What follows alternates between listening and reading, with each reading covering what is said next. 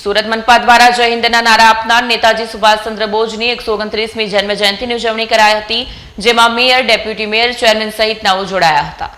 દેશના મહાન સ્વાતંત્ર્ય સેનાની અદમ્ય દેશભક્તિના પ્રતીક અને જય હિન્દના નારા આપનાર નેતાજી સુભાષચંદ્ર બોઝની 129મી જન્મજયંતિ નિમિત્તે સુરત મહાનગરપાલિકા દ્વારા વિશેષ ઉજવણી કાર્યક્રમનું આયોજન કરવામાં આવ્યું.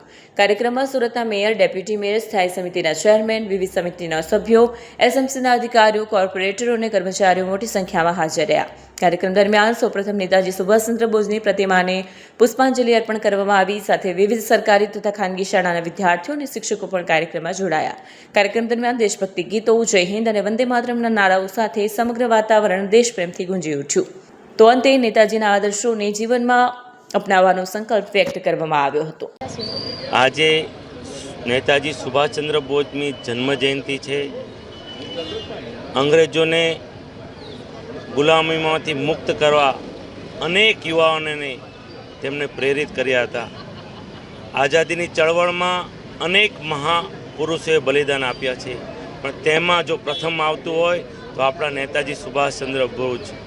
તેમણે તે સમયે યુવાનોને આઝાદીની ચળવળમાં ભાગ લેવા પ્રેરિત કર્યા હતા. તેમના અનેક પરાક્રમો છે. જ્યાં સુધી નેતાજી જીવિત હતા ત્યાં સુધી અંગ્રેજ શાસનો શાંતિથી સૂઈ શક્યા નથી. તેમની સરકારને હચમચાવી નાખવાનું તે સમયે નેતાજી સુભાષચંદ્ર બોઝે કાર્ય કર્યું હતું. તેમના માનમાં આઝાદીના આટલા વર્ષો પછી તેમને સાચી શ્રદ્ધાંજલિ કોઈ આપી હોય તો આદરણીય નરેન્દ્રભાઈ મોદીએ.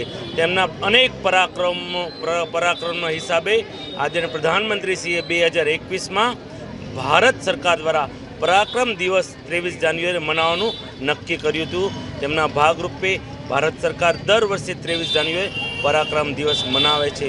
હું તમામ સુરતીઓ વતી સુભાષચંદ્રની જન્મજયંતિની તેમના ચરણોમાં વંદન કરું છું.